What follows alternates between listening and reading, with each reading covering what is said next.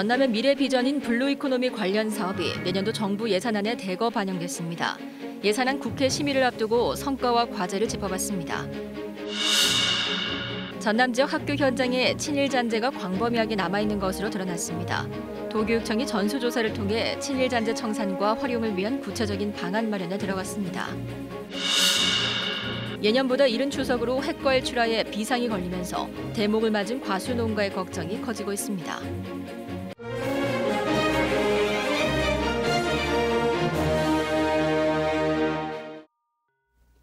목포에서 전해드립니다. 전남의 미래 발전 동력인 블루 이코노미를 견인할 주요 사업들이 내년 정부 예산안에 대거 반영됐습니다. 오늘 확정된 정부 예산안 가운데 주목할 만한 사업들을 살펴봤습니다. 박상훈 기자입니다.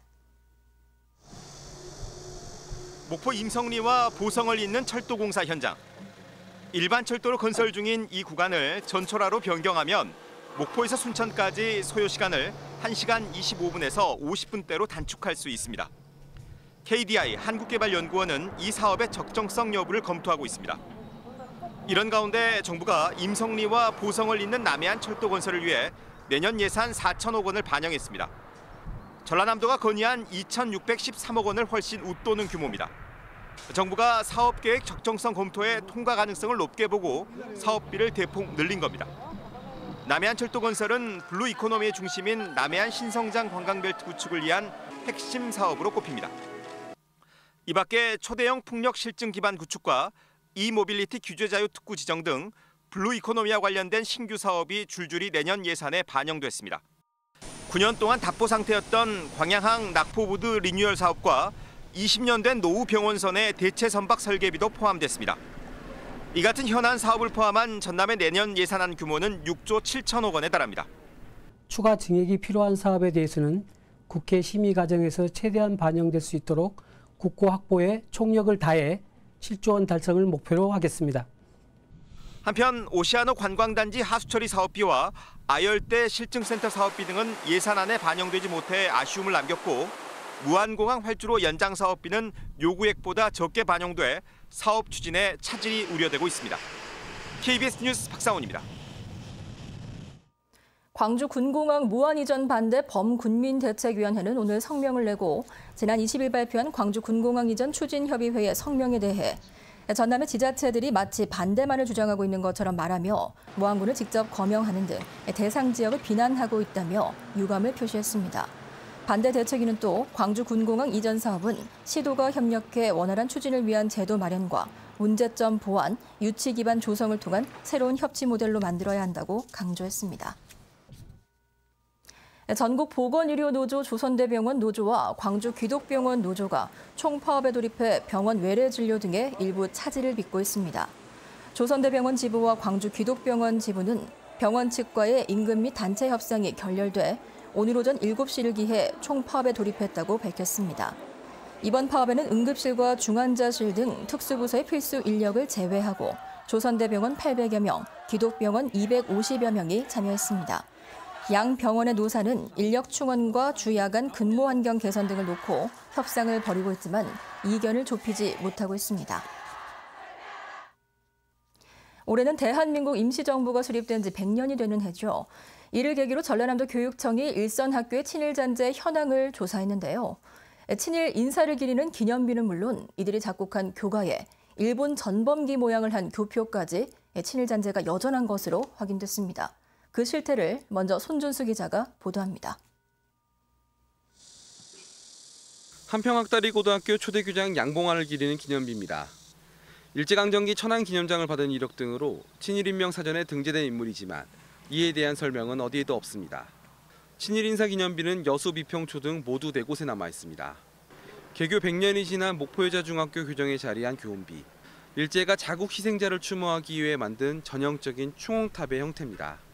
이처럼 일제강점기 양식을 간직한 석조건축물 33개가 도내 일선학교에서 확인됐습니다.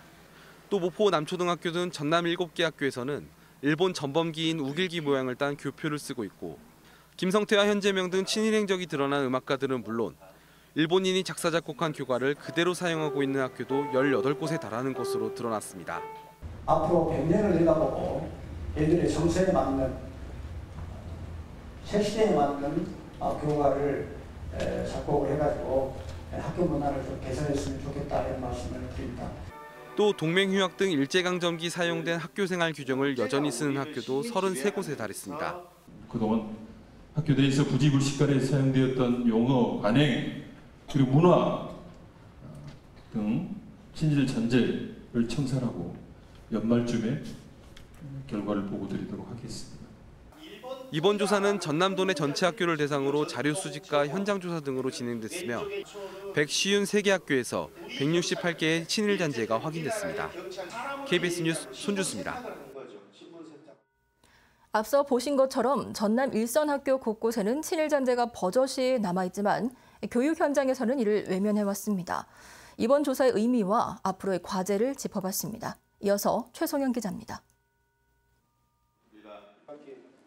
전라남도 교육청이 올해 역점적으로 추진해온 학교 내 친일 잔재 청산 사업. 전남도 내 전체 학교를 대상으로 전수조사 방식을 택하면서 빠른 시간에 큰 성과를 냈습니다. 전남교육청에서는 시작은 그렇게 빠르지 않았습니다. 그러나 결과는 지금 전국 교육청 중에서 가장 빠르게 진행이 되고 있고, 특히 교과는 친일 음악가의 참여 여부뿐만 아니라 학도, 건화 등 일제식 가사를 찾아내고 일본풍 곡을 그대로 따온 것까지 깊이 있는 조사가 이루어졌습니다. 하지만 일제가 식민지 정책 하나로 학교 교정에 일률적으로 심은 일본식 교목은 현황 파악에 그쳤습니다.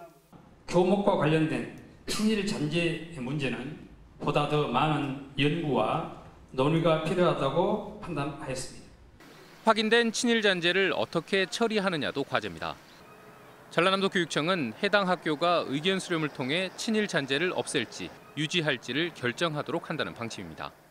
청산의 대원칙은 학교 공동체의 주체성과 자율성을 바탕으로 합니다. 의견을 충분하게 모아서 그 청산 방법을 결정해 주시기 바랍니다.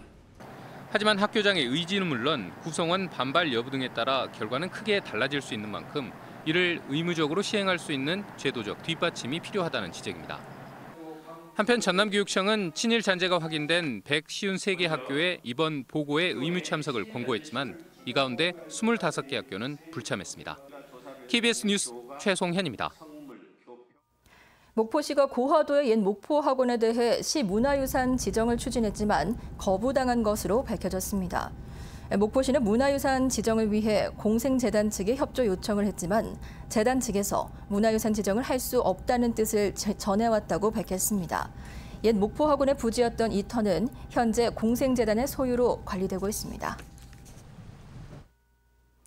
추석 명절이 2주 앞으로 다가왔습니다. 5년 만에 가장 빨리 오는 이번 추석은 핵과일을 수확하기에는 좀 이른 시기인데요.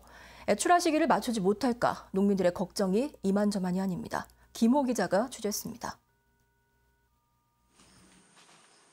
명절 선물용 배가 다 익지 않아 푸릇푸릇합니다. 군데군데 노랗게 익은 배를 골라보지만 크기가 작고 당도도 떨어집니다. 이런 상황이라면 추석 전에 절반도 수확하기 어렵습니다. 올 추석은 너무 빨라서 배가 정상적인 배가 출하가 안 되고 거의 40%, 50%밖에 나갈 수가 없어요. 배가 너무 적어서. 가을에 출하하는 홍로 품종 사과. 붉은색을 띠긴 하지만 크기가 작아 상품성이 떨어집니다. 농약값의 인건비를 생각하면 명절에 싼 값에라도 내놔야 하는데 수확할 수 있는 물량이 적습니다. 지금 출하를 할 수가 없어요. 이번에 이것들은 아마 추석 세고도 거의 10월 한 중순까지 가야 될 겁니다. 이것은 수확이 하려면. 그러다 보니까 잘해야 50% 정도 출하를 해요, 이번에. 이른 추석에 햇과일 수급이 어려워진 유통업계는 혼합 세트를 20% 늘렸습니다. 과일의 그 출하 시점과 소비 시점 차이로 물량 확보에 어려움이 예상되고 있습니다. 이에 따라 저희들은 수입 과일 세트와 과일 혼합 세트 구성을 전년 대비 확대하여 준비하였습니다. 추석 명절이 빨라진 데다 택배 주문이 끝나는 다음 주까지 비 소식도 이어지면서 과수 농가들로선 이래저래 명절 대목을 기대하기 어려울 것 같습니다. KBS 뉴스 김호입니다. 여수와 완도 사이 해역에 적조주의보가 내려진 가운데 적조생물 개체수가 지속적으로 증가해 주의가 요구됩니다. 전남도는 여수에서 완도 해역에 적조주의보가 내려진 지난 26일 밀리리터당 890개체이던 코클로디니움 개체수가 어제 오후 980개체로 증가했다고 밝혔습니다. 김영록 전남지사는 오늘 적조주의보가 내려진 여수 남면 화태와 화정면 궤도를 방문해 적조 피해를 입지 않도록 양식장 관리를 철저히 해줄 것을 당부했습니다. 목포시가 내일부터 조위 상승에 따른 해안 저지대 침수 피해가 우려된다며 주의를 당부했습니다. 목포시는 오는 9월 3일까지 바닷물 수위가 5m 이상 상승할 것으로 예상된다며 해안 저지대 주민들의 안전을 위해 비상근무반을 편성했습니다. 또 조위 상승에 따른 침수를 예방하기 위해 배수 펌프장과 배수문 등에 대한 사전 점검을 실시하고 현지 예찰 활동도 강화하고 있습니다. 어젯밤 11시 44분쯤 목포시 죽교동 북항 제1부두 등대야 해상에서 SUV 차량 한 대가 바다로 추락하는 사고가 발생했습니다. 이 사고로 운전자 53살 이모 씨가 해경 잠수요원에 의해 구조돼 병원으로 옮겨졌지만 숨졌습니다. 해경은 차량 엔진 소리가 크게 났다는 목격자들의 진술을 토대로 정확한 사고 원인을 조사하고 있습니다. 지금까지 목포였습니다.